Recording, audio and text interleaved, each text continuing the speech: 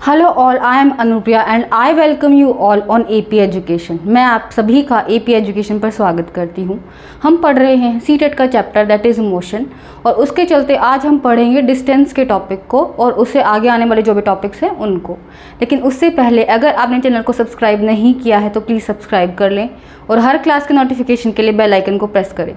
So let's start today's class. Distance is the length of actual path covered by a moving object in a given time interval. Distance क्या है? Distance जो है वो actual path है। जो actual path जो होता है एक body cover करती है उसी को हम distance बोलते हैं। It is a scalar quantity unit meter. यह एक स्केलर क्वांटिटी होती है और इसकी यूनिट मीटर होती है। डिस्टेंस वह एक्चुअल पाथ है जो कि एक बॉडी के द्वारा कवर किया जाता है in the given period of time और in the given interval of time, उसी को हम क्या बोलेंगे? डिस्टेंस बोलेंगे। यह एक स्केलर क्वांटिटी है और इसकी यूनिट मीटर क्वांटिटीज होती हैं जिनका मैग्नीट्यूड होता है और कोई भी डायरेक्शन नहीं होती। दूरी एक निश्चित समय अंतराल में किसी गतिमान वस्तु द्वारा तय किए गए वास्तविक पथ की लंबाई है। दूरी क्या है? कोई भी वस्तु गतिमान है, कोई भी वस्तु गति कर रही है, चल रही है, तो वो कितना पाथ जो है वो ट्रैवल कर लेगी किसी दिए गए निश्चित टाइम में, उसी को हम क्या बोलते हैं? दूरी बोलते हैं। यह एक अदिश राशि है। जो दूरी जो होती है वो क्या है? एक वेक्टर क्वांटिटी है, अदिश राशि है, मतलब उसकी कोई भी डायरेक्शन नहीं होती, केवल मैग्नीट्यूड होता है और इकाई मीटर के रूप में है। हमने मान लिया कोई बॉडी है जो कि A से B तक जाती है, 4 मीटर की दूरी तय करती है, B से C तक जाती है, 3 मीटर की दूरी तय करती है, C से D तक 2 मीटर की दूरी तय करती है। तो टोटल उसने कितनी डिस्टेंस ट्रैवल की? That is AB plus BC plus CD। इन तीनों को हम प्लस कर देंगे तो 4 + 3 + 2 = 9 मीटर। टोटल उसने 9 मीटर की दूरी तय की। तो डिस्टेंस को हम कह सकते हैं कि दिए गए समय अंतराल में एक बॉडी के द्वारा तय की गई दूरी को ही हम क्या बोलते हैं? डिस्टेंस बोलते हैं कि इस बॉडी ने इतनी दूरी तय की है। जैसे मैं जाती हूँ, मैं पहले लेफ़्ट जाऊँगी फिर राइट जाऊँगी। लेफ़्ट जा करके लेफ़्ट गई मैं 3 मीटर, फिर राइट में गई मैं 4 मीटर। तो मैंने कितनी दूरी तय की? 3 + 4 दैट इज़ 7 मीटर की जो डिस्टेंस है वो मैंने ट्रैवल की। तो दूरी जो होती है वो दिए गए समय अंतराल में किसी बॉडी के द्वारा तय की गई जो दूरी होती है उसी को हम क्या बोलते हैं? डिस्टेंस बोलते हैं। अब हम डिस्टेंस के ऊपर एक क्वेश्चन देखते हैं ताकि हम दूरी को और डिस्टेंस को और अच्छे से समझ सकें। एक व्यक्ति A से B तक 10 मीटर की दूरी तय करता है, फिर पुनः A से B पर B से A पर वापस आ जाता है। यहाँ पर आएगा B से A पर।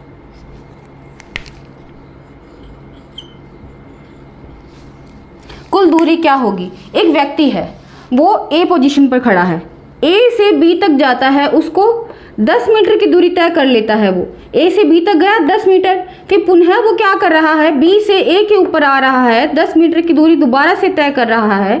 10 + 10 AB + BC कितना हो गया? 20 मीटर्स। मतलब डिस्टेंस वो होती है, ऐसा नहीं कि वो फिर से A पोजीशन पर आ गया तो हम उसके डिस्टेंस 0 कर देंगे, ऐसा नहीं होता। ऐसा डिस्प्लेसमेंट में होता है। डिस्टेंस में क्या होता है कि एक व्यक्ति ने दिए गए समय में कुल कितनी दूरी तय की, उसी को हम क्या बोलते हैं? डिस्टेंस बोलते हैं। Now the next topic is displacement. Shortest distance covered by a body in a definite direction is called as displacement. सबसे जो छोटी डिस्टेंस होती है, जो शॉर्टेस्ट डिस्टेंस होती है एक बॉडी के द्वारा ट्रैवल की जाती है, उसी को हम क्या बोलते हैं? डिस्प्लेसमेंट बोलते हैं। It's unit is metre. इसकी यूनिट क्या हो गई? मीटर हो गई। और it is a vector quantity having both magnitude and direction.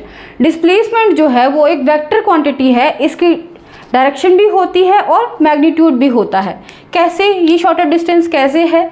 जैसे हम मान लेते हैं कोई बॉडी गई A से B तक गई, फिर वो B से C पर जा रही है 2 मीटर, 3 मीटर, और ये जो दूरी है आपस में यहाँ पर जा रही है ये बॉडी। कोई भी डिस्टेंस है, मान लिया हमने ये 4 मीटर है, तो डिस्टेंस तो क्या हो जाएगा? क्योंकि पहले बॉडी A से B पर जा रही है, फिर B से C पर जा रही है तो उसका डिस्टेंस तो हो जाएगा 5 मीटर, दैट इज 2 + 3 5 मीटर। लेकिन डिस्प्लेसमेंट जो है वो होता है शॉर्टेस्ट पाथ, तो डिस्प्लेसमेंट है वो हो जाएगा A और C के बीच की दूरी, दैट इज 4 मीटर जो है वो उसका डिस्प्लेसमेंट हो जाएगा।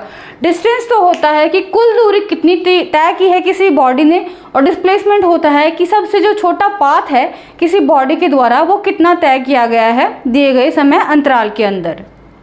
शुद्ध हिंदी में देखते हैं कि विस्थापन दैट इज डिस्प्लेसमेंट की क्या परिभाषा होगी। एक निश्चित समय अंतराल में किसी पिंड द्वारा तय की गई सबसे छोटी दूरी को विस्थापन कहा जाता है। एक निश्चित समय अंतराल में, मान लीजिए 5 मिनट मुझे कोई एक निश्चित समय अंतराल दिया गया है, उसके अंदर तय की गई सबसे छोटी दूरी को विस्थापन कहा जाता है। इसकी इकाई मीटर है और यह एक सदिश राशि है जिसका क्या होता है both magnitude as well as direction भी होगी और मैग्नीट्यूड भी होगी, क्योंकि यह एक वेक्टर क्वांटिटी है और वेक्टर क्वांटिटीज सदिश राशि की क्या होती है, दिशा भी होती है और उसका मान भी होता है। हमने डिस्टेंस और डिस्प्लेसमेंट को अलग अलग समझा, अब हम साथ में कंपेयर करते हुए डिस्टेंस और डिस्प्लेसमेंट को देखते हैं। Displacement is equal to final position minus initial position. Displacement के लिए हम एक फॉर्मूला नोट कर सकता है जिसमें final position minus initial position displacement का एक फॉर्मूला है। मान लीजिए कोई बॉडी है जो A से B तक गई और B से C तक गई। A से B तक गई उसने 3 मीटर की दूरी तय की, B से C तक गई उसने 4 मीटर की दूरी तय की। हमने मान लिया ये जो ट्रायंगल है वो क्या है, एक राइट एंगल ट्रायंगल है। तो A से C तक जाने में डिस्टेंस कितनी हुई, AB + BC। AB + BC जो है वो डिस्टेंस हो जाएगी A से C तक जाने में distance is equal to 3 metre + 4 metre that is 7 metre. लेकिन डिस्प्लेसमेंट जो होगी वो तो ये शॉर्टेस्ट पाथ होगा ना, जो सबसे छोटा पाथ है इनिशियल पोजीशन से फाइनल पोजीशन के बीच में, वो ही डिस्प्लेसमेंट होती है और वो होगा हमारा AC। लेकिन क्योंकि ये राइट एंगल ट्रायंगल है तो यहाँ पे पाइथागोरस थ्योरम लगेगी और वो होती है AC² = BC² + AB²। AC² that is hypotenuse का square is equal to base का स्क्वायर परपेंडिकुलर स्क्वायर। तो AC इज इक्वल टू 4 का स्क्वायर + 3 का स्क्वायर, और ये क्या आ जाएगा, सॉल्व करके आ जाएगा 5 मीटर। दैट इज डिस्प्लेसमेंट जो होगी वो है हमारी 5 मीटर, जबकि डिस्टेंस जो है वो है हमारी 7 मीटर। अगर हमने मान लिया कि कोई बॉडी है वो A से B तक जाती है, A से B पोजीशन पे जाती है, फिर B से A पे वापस आ जाती है, 5 मीटर बॉडी गई, 5 मीटर वापस आ गई, तो उसकी डिस्टेंस तो हो जाएगी 10 मीटर। लेकिन क्योंकि इनिशियल पोजीशन भी वही है और फाइनल पोजीशन भी हमारा A ही है, तो इसका डिस्प्लेसमेंट जो होगा वो 0 हो जाएगा। मतलब डिस्प्लेसमेंट 0 भी हो सकता है लेकिन डिस्टेंस कभी 0 नहीं हो सकता। जैसा कि सीटेट के एग्जाम में न्यूमेरिकल्स भी पूछे जाते हैं, तो अब हम डिस्टेंस और डिस्प्लेसमेंट के न्यूमेरिकल्स को देखते हैं। Ratio of distance and displacement, इस क्वेश्चन के अंदर हमें रेशियो बताना है डिस्टेंस और डिस्प्लेसमेंट का। हमें पता है डिस्टेंस जो होती है वो टोटल पाथ होती है, that is circumference of circle. लेकिन हमें तो सेमी सर्किल दिया हुआ है, तो सरकमफ्रेंस ऑफ सर्किल तो 2πr हो गया, लेकिन सेमी सर्किल दिया है तो πr जो है वो इसका सरकमफ्रेंस हो गया सेमी सर्किल का। दैट इज डिस्टेंस जो है वो ये वाला पार्ट हो गया, और डिस्प्लेसमेंट जो है वो ये वाला शॉर्टेस्ट पाथ जो है वो डिस्प्लेसमेंट है। Displacement is shortest path, that is r + r, 2r क्या हो गया हमारा डिस्प्लेसमेंट हो गया, और πr क्या है हमारा डिस्टेंस है। तो ratio of distance and displacement that is πr/2r, r से r cancel, π/2 will be answer of for this question. तो इस तरह से हमने डिस्टेंस और डिस्प्लेसमेंट के रेशियो को निकाला। अब देखते हैं हमारा नेक्स्ट क्वेश्चन क्या कहता है। नेक्स्ट क्वेश्चन में हमें बताना है कि डिस्प्लेसमेंट निकालना है। नेक्स्ट क्वेश्चन में displacement of A to B, A से लेकर B तक का डिस्प्लेसमेंट क्या होगा। ये कोई भी सर्किल है, कोई बॉडी जो है वो A से B तक जाती है, A से O तक जाती है और O से B पे जाएगी, तो ये तो उसकी डिस्टेंस हो गई। लेकिन डिस्प्लेसमेंट जो है वो शॉर्टेस्ट पाथ है, दैट इज AB। अब हमें पता है कि राइट एंगल ट्रायंगल है, तो हम यहाँ पे पाइथागोरस थ्योरम लगा देंगे, that is AB² = OA² + OB²। ये क्या है, रेडियस है, दैट इज r का स्क्वायर, और ये भी क्या है, रेडियस है, OB² भी रेडियस है, दैट इज r का स्क्वायर। तो √2r², अगर इन दोनों को ऐड करते हैं, और क्योंकि ये वाला अंडर जो है इसके ऊपर आ गया है, AB = क्या हो जाएगा, यहाँ पर आ जाएगा AB = r² + r²। AB = √2r²। अब जब इसके ऊपर से अंडर रूट हट जाएगा तो ये क्या रह जाएगा, r रह जाएगा। √2r will be answer for this question. Now move on the next question. अगले क्वेश्चन में भी हमें डिस्प्लेसमेंट निकालनी है। डिस्प्लेसमेंट ए से लेकर बी तक की डिस्प्लेसमेंट निकालनी है।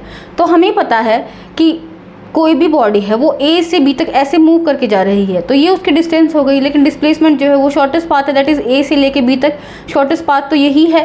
तो ये वाला डिस्टेंस r है, ये वाला डिस्टेंस r है। हमें पता है ये सर्किल है और ये उसका रेडियस है। तो टोटल डिस्प्लेसमेंट जो है वो हो जाएगी r + r, that is 2r will be answer. So this was all about today's class. I hope आपको आज का सेशन अच्छे से समझ आ गया होगा। आज हमने डिस्टेंस और डिस्प्लेसमेंट को अच्छे से पढ़ा।